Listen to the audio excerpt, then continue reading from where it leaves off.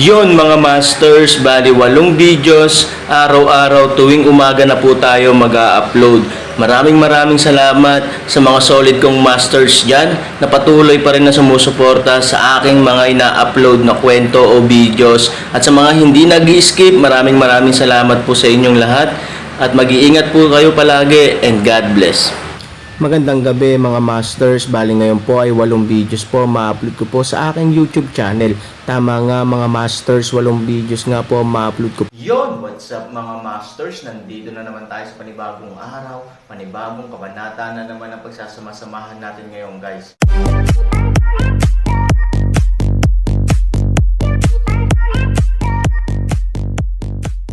Bali mga masters, kung bago ka pa lang po sa aking YouTube channel, please click the subscribe button, lalong-lalo na po yung notification bell guys, para maging connected pa rin tayo sa isa't isa at maging updated kayo sa mga susunod ko pang video. Bali mga masters, bago natin umpisahan ng kwento ay mag-shoutout po muna tayo para sa mga solid nating tagapakinig. Shoutout kay Ronald Gutierrez, shoutout kay Rampino JR. Yun na nga mga masters, no? Bali hindi na ito patagalin. In 3, 2, 1, let's go!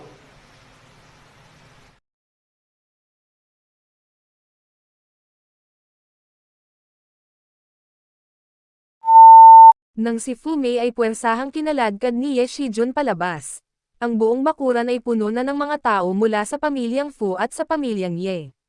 Isa-isang itinuro ng pamilyang Ye ang langit, habang ang pamilya Fu ay mukhang nahihiya sa pagkakasala at ibinaba ang kanilang mga ulo sa katahimikan. Sa itaas ng langit, humihinga. Nang iangat ni Fumei ang kanyang mga mata, nanlaki ang kanyang mga pupil. Sa itaas ng kalangitan, mayroong isang malaking screen sa kalangitan na hinimok ng magic o magic weapon. At sa kalangitan screen, Fei tinig ilaw up, tulungan may sindek na tagpuan na siya ay dahon malungkot presyon ng lungsod sa katawan, mabaliw sprint. Ang larawan ay hindi sumasalamin sa layunin, na ginagawang lahat ng naruroon ay nagagalit at nahihiya. Ang buong puso ni Fumei ay binanggit sa kanyang lalamunan, at ang kanyang utak ay mas parang crash, isang blanko. Hindi ba ito ang spring night nila ni Ye Gotcheng kagabi? Paano? Paanong may naglagay nito sa sky screen? Agad na sinampal ni Ye Shijun si Fumei mula sa pagkabigla, at galit na sinabi, "Well, moldite kang asong babae, lumalayo ka sa akin." Namula at namamaga ang kanang mukha ni Fumei, ngunit halatang huli na ang lahat para alalahanin ito. Hinawakan niya ang kamay ni Ye Shijun at nagmakaawa, "Shijun, makinig ka sa akin, hindi ito ang iniisip mo. Fumei, murang babae, tingnan mo ang ginawa mo. Nawala sa iyo ang lahat ng mukha ng pamilya Ye. Gaano ka nakatagal kasal sa pamilya natin Ye? Nagsimula na akong manligaw ng mga lalaki sa labas. Shijun, pigilan mo siya. Panipi, Ye family see this, at this time ay isa-isang tinutukoy ang masamang wika. Ang Tianping ay napakalaki na halos lahat ng mga tao sa lungsod ng Chanho ay nakikita kung gaano kagalit ang pamilya Ye ngayon bilang ang namumunong pamilya ng lungsod ng Chanho. Hindi dapat isa publiko ang pangit na pamilya. Hindi lang ito na isa publiko, ngunit halos na isa publiko din sa buong lungsod. Nawala na ang kahihiyan sa bahay ni Lola. Walang sino man sa mga katulong ng pamilya ang nang-ahas na magsalita. Lahat sila ay ibinaba ang kanilang mga ulo at hindi nang ahas na magsalita pa, dahil sa takot na mapuko ang Ye pamilya at magdulot ng mas malubhang kahihinatnan. Isa pa, mali ang tumulong sa pamilya sa usaping ito. Ano kayang sasabihin ng pamilya? No, listen to me. It's not me. I stayed with Shijun last night, naguguluhang paliwanag ni Fumei. Maaari niyang walang awa na iwanan si Ye Shijun kapag umaakyat sa iba pang mga hita, tulad ng kapag naghahanap ng Aaron at Ye Gotcheng. Gayunpaman, ang dalawang lalaking nabigo niyang wakasan, wala siyang ibang pagpipilian kundi ang mahigpit na hawakan si Ye Shijun. Oo, paano magagawa ni Mel ang ganoong bagay? Huwag kalimutan, kahapon lang nakipag-away sa amin si Ye Gotcheng. Ngayon, ang ganitong larawan ay inilabas sa Chanho City, na dapat pagdudahan, sabi ni Fu Tian sa apurahang boses. Ang katayuan ng Fumei ay nauugnay sa katayuan ng pamilyang Fu, at dapat protektahan si Fu Tian. Siguro dahil nakahanap si Ye Gotcheng ng murang asong babae, tapos gumamit siya ng disguise o magic para magmukha siyang foneng ng pamilya namin. Ang layunin ay gawing magulo ang pamilya namin. Oo, hindi tayo mahuhulog sa bitag ng isa't isa. Tumingin ang mga miyembro ng pamilya kay Fu Tian at nagdahilan. Isa-isa silang umakyat sa poste. Paano nauugnay din si Fu Mei sa kanilang mga interes? Kung makapagsalita sila, syempre kailangan nilang magsalita. Nang marinig ang mga salitang ito, nabawasan ng husto ang galit ni Shijun. Ngayon na mayroong relasyon sa pagitan ng dalawang panig, talagang posible para kay Ye Gotcheng na gumawa ng ilang maliliit na hakbang. Shijun, huwag kang maniwala sa mga kalokohang ito. Mag-ingat ka na maging green ang mga tao. Hindi mo alam. Oo, madali din tignan. Malinaw na may mga babaeng pabago-bago at hindi maiwasang maging malungkot. Obviously, maraming tao ang hindi nagbabayad para sa pagtulong sa pamilya. Isa-isa silang nanunuya at nang-aabuso. Si Fu Mei ay nakatingin kay Ye Shijun, na may labis na masamang mga mata, umaasang makuha ang pangunawan ni Ye Shijun. Sumimangot si Ye Shijun at halatang iniisip kung paano lutisin ang bagay na ito. Kung galit ka, wawalis ng bahay si Fu Mei. Sa emosyonal na pagsasalita, mahal na mahal ni Ye Shijun si Fu Mei. Natural, ayaw niyang makipaghiwalay sa kanya. Ngunit kung sakaling maglagay talaga ng berdeng sombrero si Fu Mei sa kanyang sarili, hayaan mo na lang. Hindi kayang lunukan ni Ye Shijun ang tono na ito. Anong ginagawa mo bago ako bumalik? Malamig na tinitigan ni Ye Shijun si Fu Mei. May kaunting gulat sa mga mata ni Fu Mei, ngunit agad itong nawala, pagkatapos nating ipahiya ni Ye Shijun kahapon, habang iniisip ko ito, lalo akong nagagalit. Gayunpaman, ang pamilya ni Fu ay maaaring mapahiya, ngunit iniinsulto si Fu Tian, sa harap mo ay hindi. Kapapansinin, si Ye Shijun ay malamig sa kanyang puso.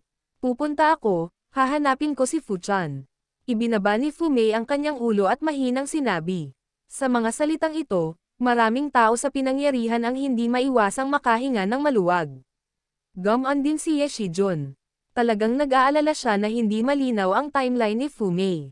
Kung hindi ka naniniwala sa akin, maaari mong tanungin si Fu Tian at ang ilan sa aking mga katulong na babae. Fu Mei kalsada. Nang hindi naghihintay na magsalita si Shijun, si Fu Tian, na natigilan saglit, ay agad na nagmuni-muni, Shijun, mapapatunayan ko ito. Haha, si Fu Tian ay ang pamilya ng iyong ina, at ang iyong lingkod na babae ay ang iyong lingkod na babae. Maaari mong sabihin ang anumang gusto mo. At saka, bakit ka nag-aalanggan na hanapin si Fu Tian? May mga executive ng Fujian na agad na nagdududa. Ang tanong na ito ay medyo malakas, at maraming tao ang tumango bilang pagsang-ayon. Tumingin si Fu Mei kay Ye Shijun, ako. Gusto kong hanapin si Fu Tian para bigyan ako ng payo, ngunit alam mo, si Yang Gang, ang mga ideya ni Fu Tian ay lalong nabigo sa bawat pagkakataon. Mukhang nahihiya si Fu Mei. Napahiya din si Fu Tian. Gayunpaman, ipinapaliwanag din ito kung bakit nag-aalangan si Fu Mei. Agad na kumunat ang noo ni Ye Shijun, talaga. Tumango si Fu Mei. Huminga ng mahabang hininga si Ye Shijun at iniabot ang kanyang kamay para hilahin si Fu Mei pataas. Bakas sa mga mata niya ang sobrang sakit sa puso. Ang paliwanag ni Fu Mei ay nakakumbinsi sa kanya, o mas gusto niyang makumbinsi. Ang ilang mga senior executive ng pamilya Ye ay hindi nasisiyahan. Gusto nilang gumawa ng ingay, ngunit pinigilan sila ni Ye Shijun, na nagpapahiwatig na hindi na nila kailangang makisali pa sa bagay na ito.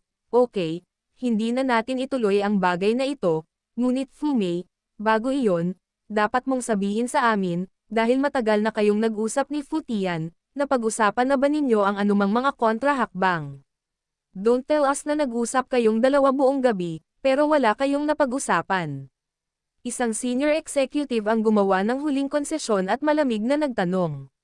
Si Fu Mei ay biglang isang leng. Malinaw naman ang tanong ng kabilang panig ay putulin ang daan sa likod para sa kanya, hindi siya pumunta upang makita si Fu Tian, paano pag-usapan kung anong desisyon.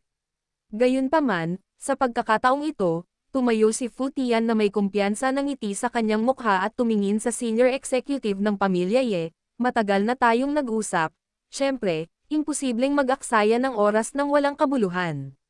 We have a plan. What's the plan? Aaron. Nang lumabas ang mga salita, nagulat ang lahat at nagkatinginan. Aaron. Ano ang kinalaman nito sa Aaron? Panipi. Oo, patay na ang Aaron. Ano ang ginagawa mo sa kanya sa oras na ito? Isang grupo ng mga tao ang nagsisigawan upang gumawa ng tunog. Hindi malinaw kung ano ang gagastusin sa isang patay nang dumating si Fu Tian. Bakit hindi maubos ang patay? Nagtanong si Fu Tian, kaya ni Ye Gotcheng, kaya rin natin. Kahapon, pinaalalahanan niya ako at binigyan tayo ng pagkakataong samantalahin ito. Kumunot ang noo ni Ye Shijun, tulungan mo si Patriarch, paano mo ito naiintindihan? Haha, bagamat patay na si Aaron, nakagawa siya ng magagandang tagumpay sa tuktok ng bundok ng Kishan at sa pagtawid ng langit. Nakaipon siya ng maraming katanyagan sa mundo. Natapos si Fu Tian Lengsheng, nakangiting sinabi ni Xi, alam ni Ye Gotcheng kung paano gamitin ang Aaron para pagbutihin ang kanyang sarili, bakit hindi natin kaya? Anyway, si Aaron ang manugang namin para tumulong sa pamilya. Bagamat patay na siya, maaari naming samantalahin ang kanyang katayuan bilang manugang para matulungan ang aming pamilya na nakangiting sabi ni Fu Tian. Ang pahayag na ito kaagad, napukaw ang interes ni Foye at ng kanyang pamilya. Ngunit ang Aaron ay palaging may masamang relasyon sa amin sa pagtulong sa pamilya, at higit sa lahat, sa pagkakataong ito ay inatake din namin siya. Paano tayo makikinabang sa kanyang pangalan? Hindi tayo mababago kapag nabubuhay pa siya. Pero ang problema, patay na siya. Ngumisi si Fu Tian at pagkatapos ay sinabi, dahil patay na siya, hindi ba't iyon ang sasabihin natin sa huli? Ano ang ibig mong sabihin? Ito ay isang katotohanan na ang Fuya Allied Forces at Aaron ay nagsanib kamay upang gumawa ng gamot sa Shenge, na maaaring patunayan ang relasyon sa pagitan namin ni Aaron. Kung tungkol naman sa pagpapahiya niya sa amin ni Fu Mei, haha, masasabi nating ito ang paraan para maging superior ang pamilya. Ang layunin ay purihin ang Aaron. Naglaro lang kami ng mapait na laro. Walang kahihiyang sabi ni Fu Chanzi na walang kasalanan. Pagkatapos ay ipagkanulo namin ang Aaron at inaatake siya ng palihim. Ano ang masasabi mo? Kakaibang paraan ng iyong pamilya. Nakangiting sinabi ni Fu Tian, ang mga bagong disipulo ng Nihilist at Aaron misteryosong alyansa ng mga tao ay bihag ng mga tao ng Yaoshen Pavilion. Pinipilit nila kaming labanan ang Aaron. Wala kaming pagpipilian kundi ang kumuha ng pahintulot ng Aaron. Ang layunin ng Yaoshen Pavilion ay ihiwalay tayo sa Aaron, upang makamit ang layunin ng pagsira sa bawat isa. Panipi, Fu Day Finish said, Foye dalawang executive agad ang nagbulungan. Sa ilang sukat, ang walang hiyang pag-uugali ni Fu Tian ay labis na hinahamak, ngunit hindi may kakailan na maaari nitong hugasan ang pagkakanulo ng Aaron ng mga puwersa ng koalisyon ng Foye sa pinakamalawak na lawak, at maglaro ng bitterness card para gamitin ang kasikatan na naipon ng Aaron para sa sarili niyang gamit. Ang isang grupo ng mga executive ay tumanggo sa isa't isa, na ito rin ang pinakamahusay na paraan. Haha, Aaron, huwag mo akong sisihin. Kahit mamatay ka, kailangan mong ubusin. Hindi ko mapigilan. Sino si Ye Gotcheng? Nagsisinungaling siya sa atin. Kaya, sa huli, kaya ko lang, bumawi sa iyo, sabi ni Fu Tian na may malamig at walang kahihiyang ngiti. Huminga din ng mahabang hininga si Fu Mei. Ang huling solusyon sa krisis ay talagang nakasalalay sa Aaron. Sa plano ng pagkonsumo ng Aaron, si Foye at ang kanyang pamilya sa lalong madaling panahon ay nagpakalat ng balita ayon sa plano ni Fu Tian. Kahit na niloko ni Fu Mei si Ye Shijun, ang hitsura ni Hongxing, ang asawa ng pinuno ng lungsod ng Chanho, ay nagdulot ng maraming kaguluhan. Ginawa ni Ye Gotcheng ang lahat para insautuhan si Fu Mei sa ibang paraan. Kasabay nito, pinahiya din niya ang pamilya Ye. Posibleng patindihin pa ng dalawang pamilya ang kanilang hidwaan. Talagang nakuha niya ang katawan ni Fu Mei ng walang kabuluhan, at hinayaan ang dalawang pamilya ni Fu Ye na magkaroon ng sariling panloob na alitan. Sa kabutihang palad, pagkatapos na i-pitch sina Fuya at Fuchan ng hindi mabilang na beses, walang kahihiyang ginamit niya ang balita ng Aaron tungkol sa patay na tao upang ihinto sa wakas ang pag-pitch kina Fuya at Fuchan. Ang insidente ng Aaron ay nagpagan lamang sa nakamamatay na suntok ni Ye Gotcheng. Sa buong mundo, sinakpan ni Aaron at Foye ang pag-alis ni Fu Mei sa pader. Ang dami ng impormasyon ng Aaron, na maihahambing sa Fu Mei. Sa isang panahon, Ang paglipat ni Fu Tian ay hindi lamang nagdala ng higit pang mga pangalan sa Fuye, ngunit tinawag din silang walang kahihiyan. Palagi niyang minamaliit ang Aaron, ngunit gusto niyang kuskusin ang init ng iba pagkatapos mamatay ang iba. Ngunit kasabay nito, ang ilang mga tao ay naniniwala sa mga salita ng pamilya Fuya, lihim na pinagalitan ang Yao Shen Pavilion dahil sa pagiging kasuklam-suklam at walang kahihiyan, at kahit na sumali sa Fuya Alliance para sa hindi patas para sa Aaron. Bilang resulta, ang mga miyembro ng pamilya ni Han, na hindi nahihiya sa Aaron, hindi maisara ang kanilang mga bibig ng masaya. Makapal ang mukha ng mga kapamilya.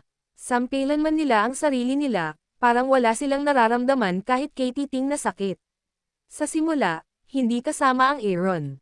Ngayon, dinilaan niya ang mga benepisyong ibinalik ng katanyagan ng Aaron at sumigaw kung gaano ito mabango. Sa walang hiyang pamilya, pangalawa ang pamilyang Fu, at walang nang ahas na sabihin muna. Anyway, patay na rin ang Aaron. Walang nakakaalam sa mga pangit nilang mukha. Walang patunay ng kamatayan. Pero sa totoo lang, somewhere ay parang fairyland, napapaligiran ng mga bundok, puting ulap, berdeng damo at puno, parang tula. Sa mga bundok, mayroong 2 bundok at bato, na lumilikha ng isang kalangitan. Sa langit, may kulay kahel na God on Energy mask. Sa maskara, isang hindi kumpletong bangkay ang nakahiga doon ng mapayapa. It's Aaron. Yun na nga mga masters, no? Bali panibagong kabanata na naman yung natapos natin ngayong gabi. Muli, maraming salamat po.